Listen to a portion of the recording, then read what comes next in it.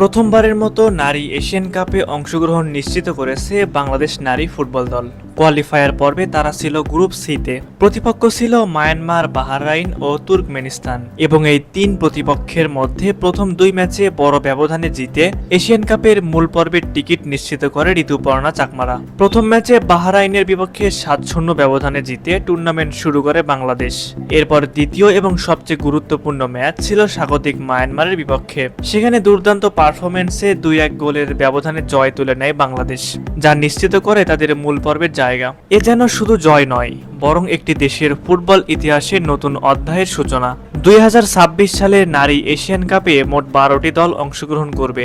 এর মধ্যে 4টি দল সরাসরি খেলবে। তার মধ্যে টুর্নামেন্টের আয়োজক হিসেবে অস্ট্রেলিয়া এবং গতবারের চ্যাম্পিয়ন হিসেবে সরাসরি খেলবে চায়না এবং গতবারের রানার আপ হিসেবে দক্ষিণ কোরিয়া ও তৃতীয় স্থান অধিকারী দল হিসেবে জাপান খেলবে সরাসরি।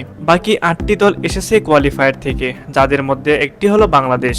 এখন প্রশ্ন হলো, বাংলাদেশ কোন গ্রুপে খেলবে এবং বাংলাদেশের প্রতিপক্ষই বা কারা? 2026 এশিয়া কাপের ড্র শেষে জানা গেছে বাংলাদেশ পড়েছে গ্রুপ সিতে। এই গ্রুপে রয়েছে অস্ট্রেলিয়া, চায়না ও দক্ষিণ কোরিয়া। এটা নিঃসন্দেহে গ্রুপ অফ ডেথ, কারণ বাকি তিনটি দলই এশিয়ার শক্তিশালী ও বিশ্বকাপ খেলা দল। এশিয়ান কাপ জেতার অভিজ্ঞতা রয়েছে তাদের। শক্তি, স্কিল, গেম প্ল্যান সব দিক থেকে তারা অনেক এগিয়ে এবং তাদের বিপক্ষে লড়বে বাংলাদেশ, যারা এবারই প্রথম এই মঞ্চে। তবে এখানেই থেমে নেই গল্প। এই ম্যাচগুলো হবে বাংলাদেশের মেয়েদের জন্য এক অমূল্য অভিজ্ঞতার জায়গা। এটাই তো উন্নতির পথ। কঠিন প্রতিপক্ষের বিপক্ষে খেলে নিজেদের ভুল থেকে শিখে তারা নিজেদের তৈরি করতে পারবে আগামীর জন্য।